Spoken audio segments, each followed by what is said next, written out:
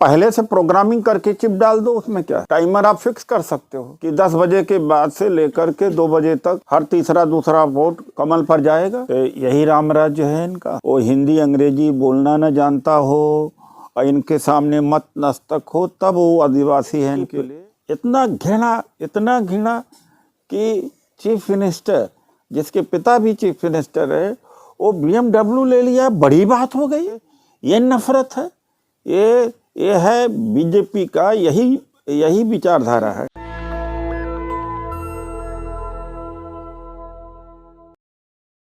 एक बार है 2019 का चुनाव हुआ तो 14 का हुआ तो उसके पहले EVM के खिलाफ आम जनता में रोष नहीं था। पहले बार रोष है, गांव तक रोष है।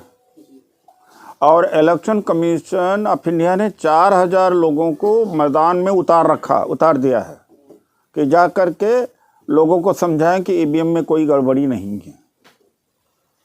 क्यों? इलेक्शन कमीशन ऑफ इंडिया का क्या इंटरेस्ट है इसमें? तो मैं सुप्रीम कोर्ट से भी अपील करता हूं कि सुप्रीम कोर्ट को इंटरवीन करना चाहिए। जर्मनी में सुप्रीम कोर्ट ने EVM मशीन के ऊपर प्रतिबंध लगाया और उसके बाद पूरा यूरोप में बैलेट पेपर से चुनाव होता है।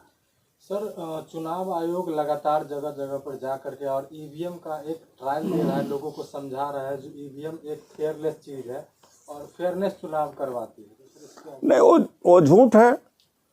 जो अभी तक एक होता OTP, वन टाइम प्रोग्रामेबल,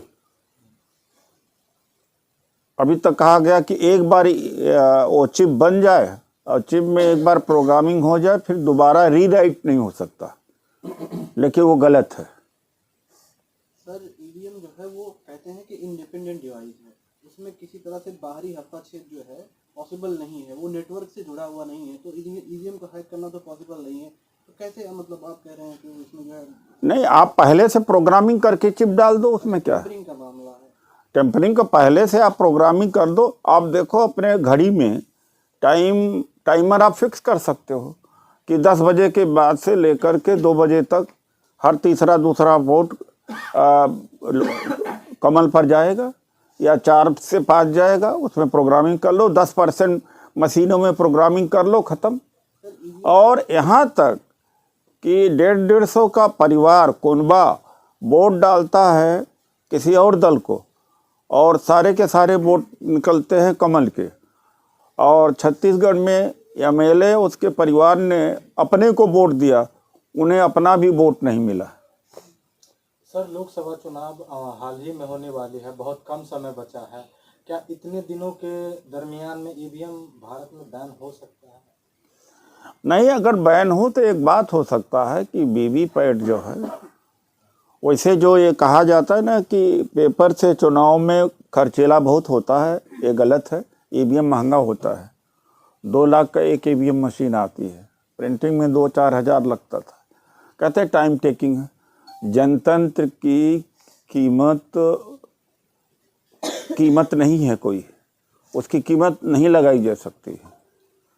3 दिन 4 दिन काउंटिंग भी होती रहे तो सस्ते का है। अमेरिका में 10 दिन काउंटिंग होती है। इनका ये कहना है कि इससे जल्दी काउंटिंग हो जाती है, सुविधाएं जल्दी हैं। जनतंत्र बड़े मुश्किल से लाया गया है और इसको बचाने के लिए ये तो 10 दिन की काउंटिंग, क्या कुछ और भी किया जाए तो कम है जनतंत्र के लिए। सर, हमारे देश में सैकड़ों पार्टी हैं, उनके विधायक बनते हैं, सांसद बनते हैं, लेकिन वो लोग सड़क पर क्यों नहीं आ रहे हैं? आप आ रहे हैं, SC ST OBC आ रहे हैं, लेकिन सवर्ण पार्टियां नहीं आ रही हैं, बड़े नेता उनके सड़क पर निकल कर नहीं आ रहे हैं। जन आंदोलन नहीं बन रहा है पूरा EVM आंदोलन। आपसे मैं सहमत हूँ इस बात को। इंडिया गठबंधन ने रेजोल्यूशन में लिया जरूर है, लेकिन आना चाहिए। आपसे मैं सहमत हूँ। यहाँ पर इसलिए कभी कभी नागरिक समाज को, सिविल सोसाइटी को भी इनिशिएटिव लेना पड़ता है। तो हमने इनिशिएटिव लिया था 3 दिसंबर के बाद में। पहली मीटिंग हमने 8 या 10 दिसंबर को हुई थी, जिसमें एक्टिविस्ट आए थे। उसके बाद में लोग अपने स्तर पर भी कर रहे हैं, लेकिन मेरा यह अपील होगा सबसे कि एक मंच पर आए और इस मंच पर पॉलिटिकल पार्टी भी आ रही हैं। बिना पॉलिटिकल पार्टी के शरीक किए इस मुद्दे का कोई समाधान नहीं होगा। क्योंकि जो उनमें ताकत है वो एनजीओ में ताकत नहीं है, इंडिविजुअल में ताकत नहीं है। आम मतदाता कह रहे हैं कि हमारी वोटों की चौकीदारी नहीं कर पा रहे हैं हमारे नेता, हम तो वोट देते हैं घर बैठ जाते हैं, लेकिन वो सड़क पर आए तो कुछ भला आम आदमी को भी निकलना पड़ेगा।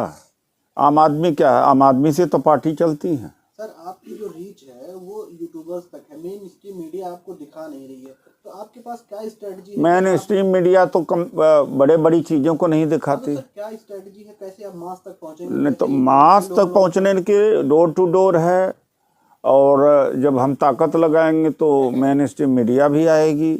और इसे एक आप सशक्त माध्यम हैं, आप अपने को कम ना आके सोशल मीडिया अब एक सशक्त माध्यम हो गई है। लेकिन सर कांग्रेस क्यों नहीं आ रही है सर ईवीएम के खिलाफ? सर कांग्रेस जैसे राहुल गांधी जी कर रहे हैं यात्रा, न्याय जोड़ो यात्रा, भारत जोड़ो यात्रा, अगर वो ईवीएम के खिलाफ बात करते हैं तो कुछ ज्यादा आवाज जाएगी जनता के बीच। हम उनसे भी आग्रह करेंगे कि वो बोले। सर ईवीएम से अलग हटके मेरा एक सवाल है कि 22 जनवरी को एक तरफ जहां राम मंदिर अयोध्या में आयोजन इतना बड़ा आयोजन रखा गया था, वहीं दूसरी तरफ मुंबई में IIPS एक कॉलेज है जहां पे एक दलित छात्र ने Indian institute of population science, yes, वहां पे एक दलित छात्र ने डायरेक्टर को चिट्ठी लिखी और उस चिट्ठी में ये लिखा गया था कि यहाँ जो आयोजन हो रहा है इससे कहीं ना कहीं जो है जो वहाँ का माहौल है वो बिगड़ने की उसने आशंका जताई थी। महज इतना सा उस छात्र का गुनाह था, इसके बाद उस पर IPC 53A की उस पर जो है धाराएं लगा दी और उसको गिरफ्तार कर लिया गया और 295A के तहत।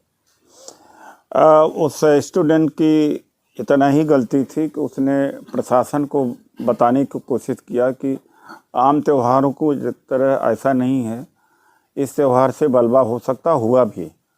अल्पसंख्यक छात्र का मैन हैंडलिंग भी हुई, उन्होंने अम्बेडकर एसोसिएशन बनाया था उसको भंग कर दिया, उन सब को प्रताड़ित किया गया। मैं धन्यवाद करता हूं अशोक वानखेड़े जी का कि उन्होंने इस मुद्दे को उठाया है। आपने सवाल किया तो इस मुद्दे को मैं उठाऊंगा।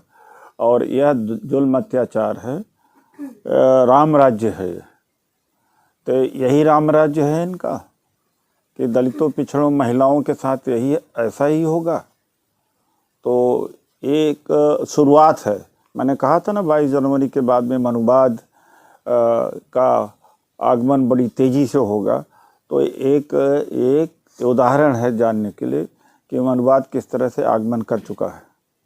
तो सर क्या राम राज्य में कोई आदिवासी मुख्यमंत्री नहीं बन सकता? सुधीर चौधरी कह रहे हैं कि वो जंगल में रहना चाहिए, राष्ट्रपति बन गई हैं, लेकिन वो उनका भी जो अपमान किया गया है। सुधीर चौधरी को या जो मनुवादी मानसिकता के लोग हैं उन्हें टेढ़ा मेढ़ा आदिवासी हो, पूरा कपड़ा ना पहना हो, वो हिंदी अंग्रेजी बोलना न जानता हो और इनके सामने मत नस्तक हो, तब वो आदिवासी है इनके लिए पढ़ा लिखा और सूटेड बूटेड जानकार से नफ़रत करते हैं। किस तरह से सुधीर चौधरी ने नफ़रत घृणा करने वाली बात किया। एक बात है, BMW आज कौन नहीं खरीद लेता, पान वाला खरीद लेता है, कनॉट प्लेस के पान वाले खरीद लेते हैं। अरे एक चीफ, इतना घृणा कि चीफ मिनिस्टर जिसके पिता भी चीफ मिनिस्टर है वो BMW ले लिया, बड़ी बात हो गई। ये तो छोटे दुकानदार भी कर लेता है, LIC के एजेंट भी कर लेता है, बीमा के एजेंट भी कर सकते। ये नफरत है, ये है बीजेपी का यही विचारधारा है। SC ST OBC के प्रति मोदी जी इसी विचारधारा का नेतृत्व करते हैं। मनुवाद घूम रहा है ऐसे पत्रकारों के दिमाग में, वही चाहते हैं। लगातार ट्विटर पे सुधीर चौधरी को लेकर के अरेस्ट का भी मामला आ रहा है, तो क्या जेल जाएंगे सर? वो जेल जा सकते हैं? SC ST FIR दर्ज हो चुकी है। भाई मुद्दई भी वही, मुंसिफ भी वही, क्या उम्मीद की जा सकती है? सर बदायूं के उत्तर प्रदेश के बदायूं में एक महिला जज ने सुसाइड कर लिया है आज, और इसके पहले भी एक महिला जज ने सुप्रीम कोर्ट में याचिका दायर की थी, मतलब दरख्वास्त लगाई थी मृत्यु हमें इच्छा मृत्यु के लिए। तो मेल इसमें क्या है, मनुवाद में तो यही होता है, मेल सावनिज्म। आपने 22 जनवरी को देखा और जो पूजा पाठ हो रहा था उसमें महिलाओं की कहीं भागीदारी थी, तो मानसिकता ही वही है। नेशनल दस्तक की आपसे गुजारिश है कि अगर इसको बचाना चाहते हैं तो नेशनल दस्तक को सब्सक्राइब करने के लिए रेड कलर के सब्सक्राइब बटन को दबाएं, फिर बेल आइकन की घंटी दबाएं। नेशनल दस्तक को बचाने के लिए बहुत जरूरी है कि हर खबर को शेयर करें, लाइक करें, कमेंट जरूर करें।